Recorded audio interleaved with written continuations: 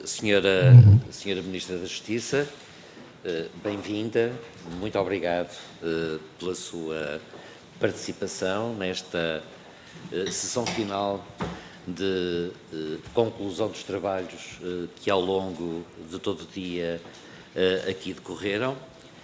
As nossas desculpas pelo atraso na hora prevista. É inevitável, quando há boas questões para discutir, que os horários, por vezes, sejam ultrapassados. Permita-me que cumprimente todos os participantes e todas as participantes que, ao longo deste dia, discutiram, propuseram, debateram questões tão importantes quanto aquelas que constam da designação do tema desta conferência e que são o resultado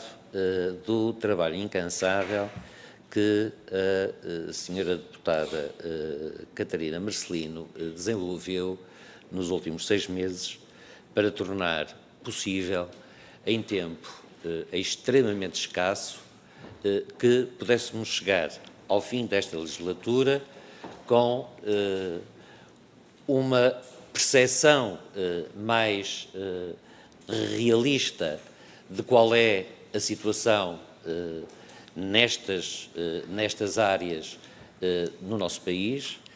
e com uma visão de propostas de solução para os problemas diagnosticados. Isso é tanto mais importante quanto é verdade, como ainda há pouco, à hora do almoço, discutia com o Rui Pena Pires, quanto é verdade que o racismo em Portugal costumava ser algo encarado como vergonhoso. E a vergonha, embora, como sustentava o Rui Pena Pires, seja uma forma de controlo, enfim, é um princípio para a condenação, o condicionamento das atitudes racistas. A vergonha, entretanto, revelou-se como, sobretudo, hipocrisia, isto é, mais um problema para além dos problemas que já tínhamos, e aquilo a que assistimos nos últimos tempos foi a uma gradual perda de vergonha da assunção de posições clara e ostensivamente racistas, que, inclusivamente, como testemunhamos ainda há poucos dias, se exprime de forma ostensiva em publicações periódicas, como o jornal O Público, que, pela sua própria linha editorial, sempre se tinham afirmado contrários ao tipo de ideias veiculados em artigo de opinião, infelizmente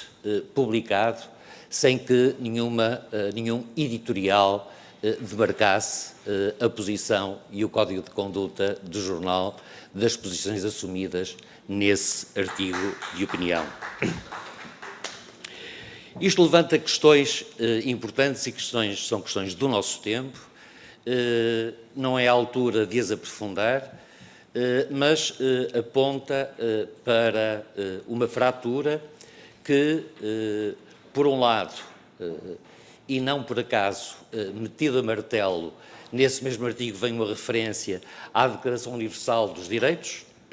de 1789, Declaração Universal de Direitos, que é a expressão de se ter assumido a dignidade humana como questão central de todas as sociedades, mas que, tendo sido assumida e proclamada desde os finais do século XVIII, o foi por muita gente que tolerava o tráfico de escravos, que era proprietária de escravos, que detinha ou partilhava preconceitos raciais que se prolongaram na história humana até ao século XXI e que, quando, ou pouco depois de pensarmos, sobretudo depois dos horrores da Segunda Guerra Mundial, que estariam em progressiva extinção, se renovam e regressam com inusitada virulência, à sombra de outros direitos fundamentais, à sombra da chamada liberdade de expressão. Este é um tema que nos deve preocupar, este é um tema sobre o qual é preciso continuarmos a refletir, porque os crimes de ódio e a livre expressão dos crimes de ódio constituem, ao contrário de outros crimes, um tipo de crime em que a instigação à prática do mesmo ou de outros crimes e a própria prática desse mesmo crime se tornam extraordinariamente difíceis de separar. E, sendo inestimável a liberdade de expressão, ela não pode ser um fator de relativização daquilo que são valores centrais da dignidade humana, daquilo que são conquistas que representam a tomada de consciência do sofrimento extremo a que a ignorância dessas circunstâncias conduziu num passado recente,